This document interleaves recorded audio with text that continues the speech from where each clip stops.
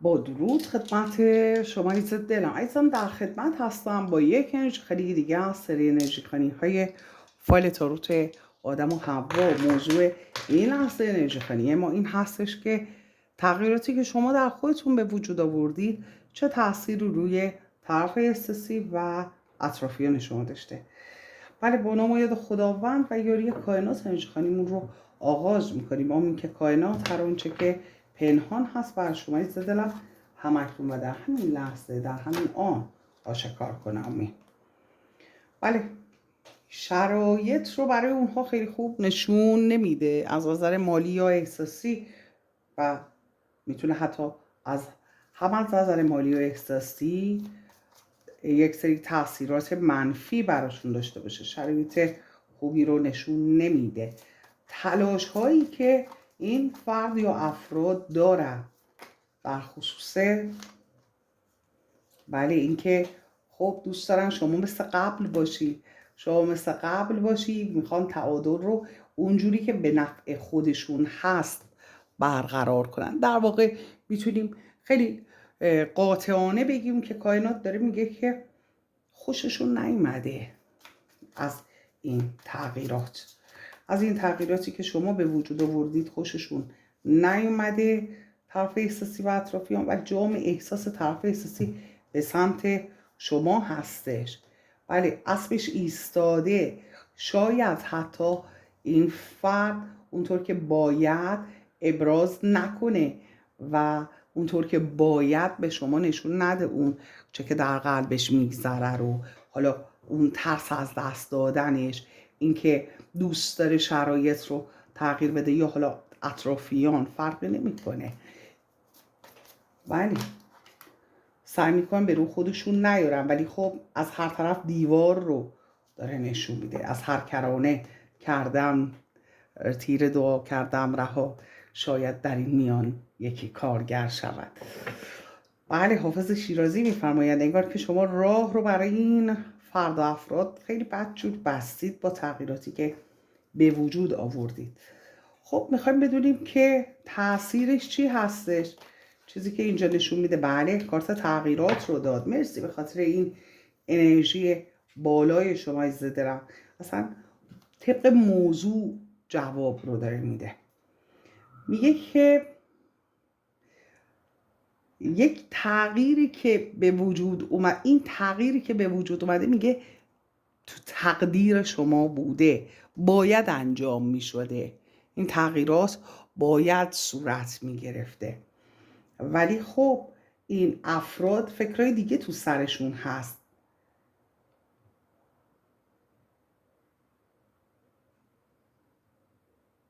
بله، اینا احساس میکنن شما یک شروع جدیدی داری، یک شروع جدیدی، انگار که شما وارد یک رابطه دیگه شدی، یا با دوستانت یا فرد یا افرادی باعث شدن که شما تغییراتی ایجاد کنید.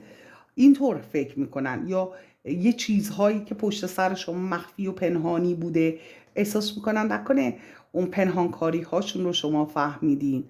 بنابراین خیلی این که همش فکر میکنن از همه طرف دیوار هستش، اون مسئله هست.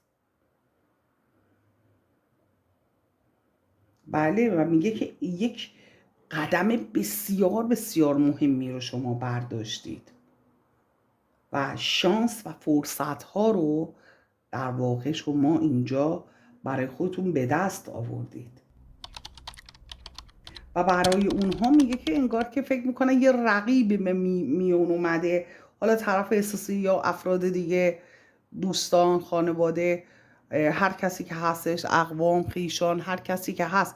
تغییرات رو در خصوص هر کس و هر کسانی که ایجاد کردید احساس میکنن که شما مرکز توجهتون فرد یا افراد دیگری شده و دیگه به اونها بی توجه هستید. بله، حتی میگه که یک نفر اینجا حتی اشک چشمش جاری شده یا تا اون حد ناراحت شده. و میگه که امیدش ناامید شده یکی، یا حالا یه سری ها امیدشون ناامید شده و فاصله، انگار که یه فاصله ای هم شما گذاشتی در اینجا. و احساس میکنن که حالا اگر طرف احساسی هست احساس میکنه که خیانتی صورت گرفته یا فرد دیگری رو ترجیح دادی و فرصت به دست آوردن، انگار که حالا مثلا میگم از نظر مالی از شما سوء استفاده می شده به خاطر اون خوشقلبیت، جلوی اون رو بستی شما، یا بریز و بپاش احساسی میکردی دیگه اون کار رو نمی کنی.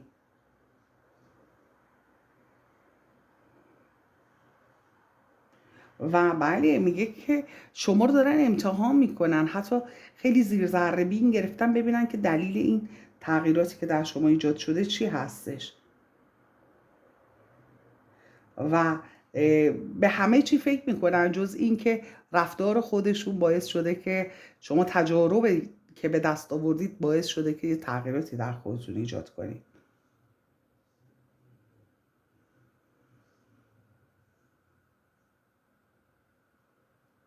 و بله میگه که حالا یک بررسی های جدید و احساس میکنم مسئولیت های جدیدی پیدا کردن. قبلا می اومدن روی این حالا مسئله احساسی شما، سوء استفاده های مالی احساسی از شما می شده، حالا اومدن شگردشون رو میگه تغییر دادن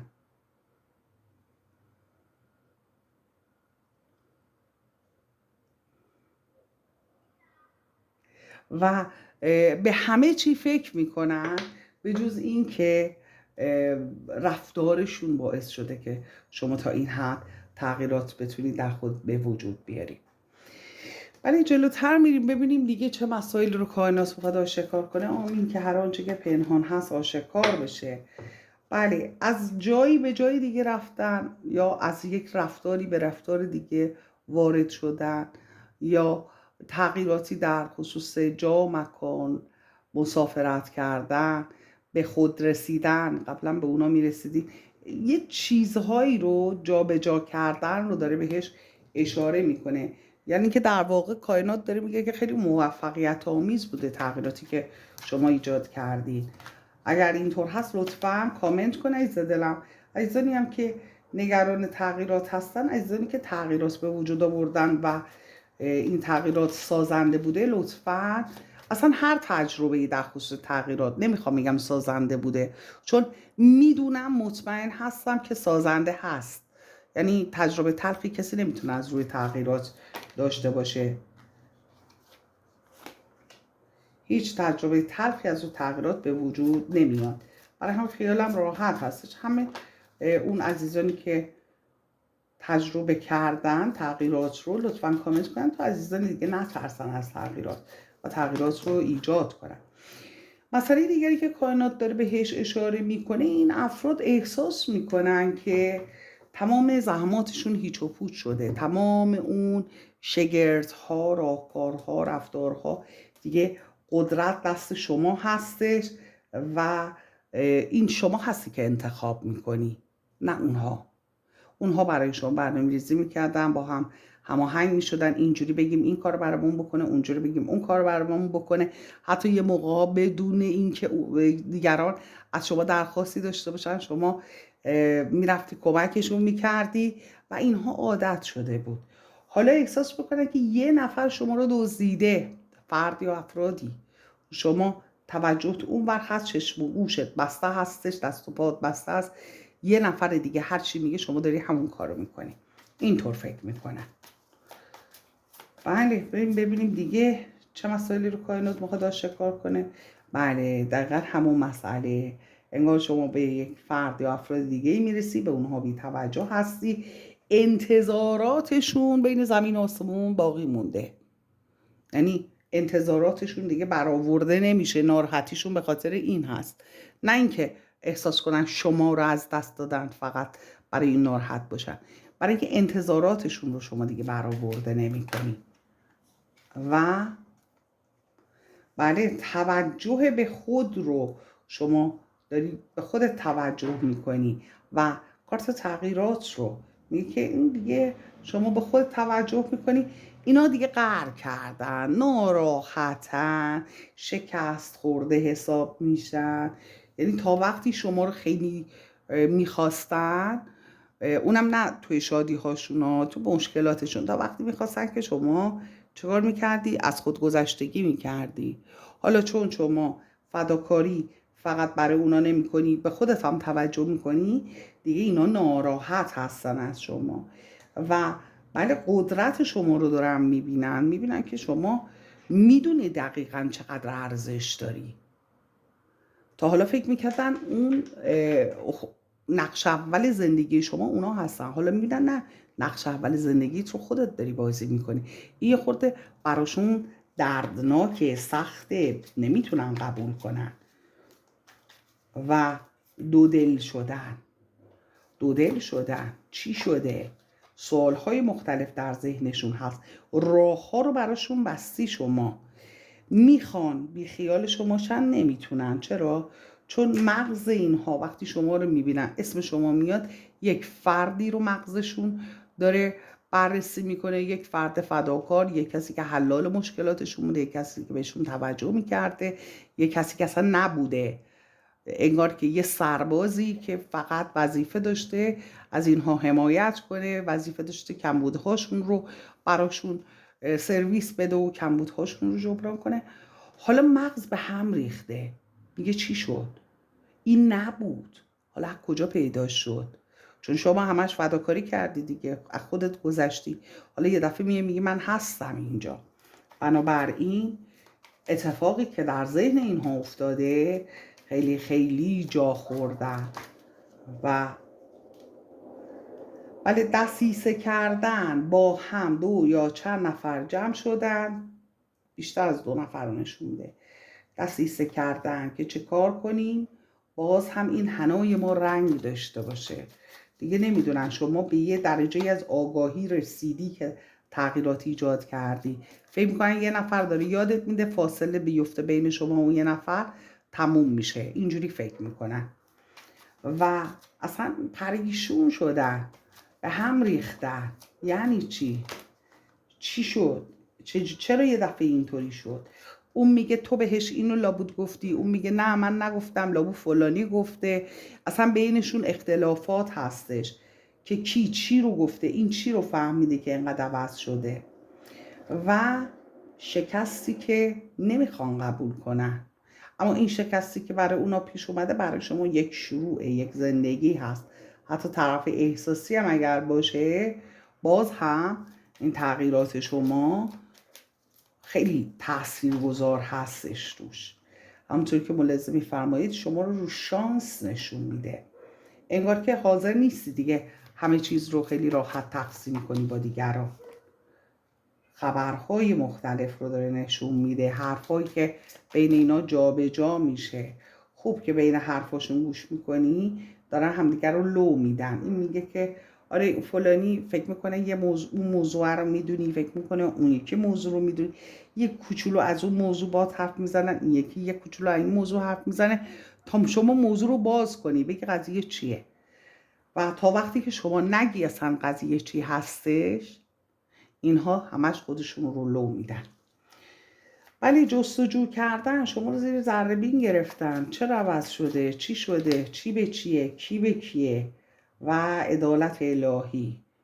کائنات میگه میخواستم به اینجا برسی، تو میخواستم که تو این کارو بکنی، این تغییرات رو در خودت ایجاد کنی، حاصل بشه این تغییرات.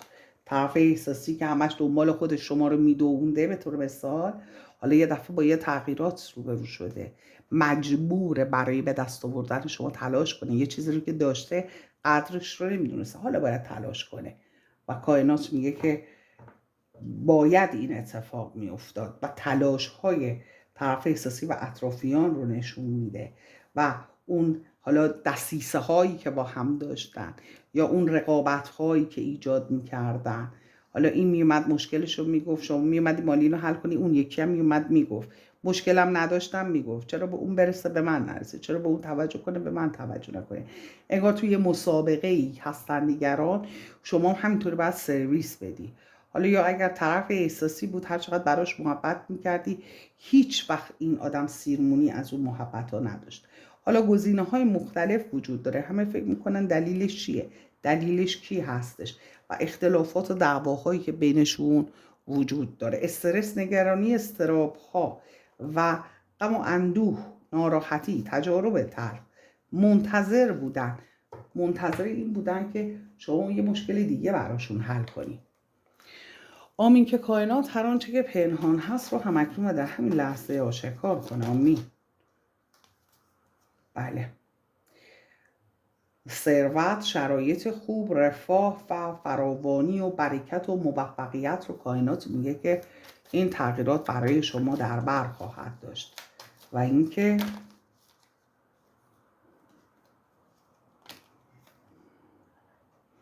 برای اونها یک استوب، میتونه استوب مالی باشه حتی. حالا از نظر مالی اگر ساپورت میکردی، از نظر احساسی یک استوب در شما میبینن و اون حرص و طمعشون، اینکه همه چی و همه کس رو برای خودشون میخوان، شما مال اونا بودی، انگار که جزو داشته ها و داراییشون بودی. حالا دیگه این اتفاق نمیفته و منتظر هستن ببینن چه اتفاقی میفته. و بله، کائنات میگه عدالت برقرار شده و در اینجا اینها دارن صبر میکنن، میخوان بدونن که در ادامه چه خواهد شد. بله، اون توجهی که شما میکردی دیگه نمیکنی. منتظر هستن بدونن این توجهات شما به کدوم سمت و سو هست، برای کی هستش، تو چه راهی داره این انرژی شما صرف میشه، چه کسی بهشون یا شما رو آگاه کرده، خیلی براشون مهمه. و از اون تغییرات شما میخوان فرار کنن، میخوان شما رو از تغییراتتون جدا کنن و میگه دچار ترس شدن، ترس رفتن و اضطراب و نگرانی.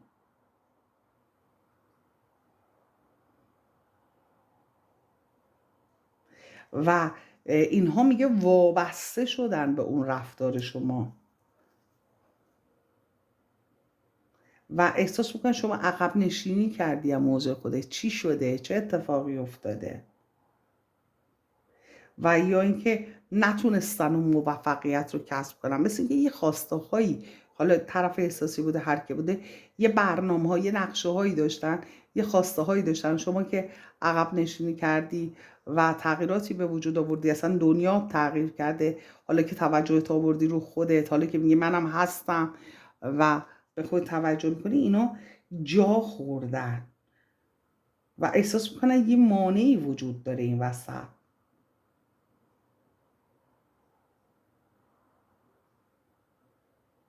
و احساس میکنن که شما یه بار بی خودی رو داری حمل میکنی. تا حالا برای اونا این کار میکردی، با خودی بوده، خوب بوده، حالا دیگه بی مورد شده.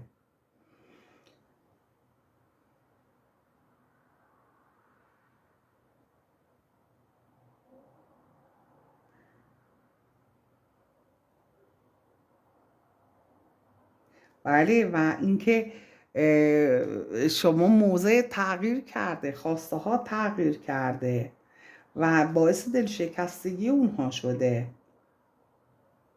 دیگه روح اونها رو صیقل نمیدی، شما داری بر خودت انرژی میذاری و میگه خب بله، ممکن هستش که به سمت شما شمشیرشون از رو بکشن، بخوام با شما مقابله کنن، اجازه ندن روبروی شما وایستن و میگه به سرعت حمله کردن، هجوم آوردن، یا به همون به قول معروف چی هستش که بخوان شما را از اونچه که فکر میکنی باز بدارن، یعنی که روبروی تفکر شما وایستن، مجادله کردن، بله، با شما اختلاف نظر پیدا کردنشون رو آشکار کنن.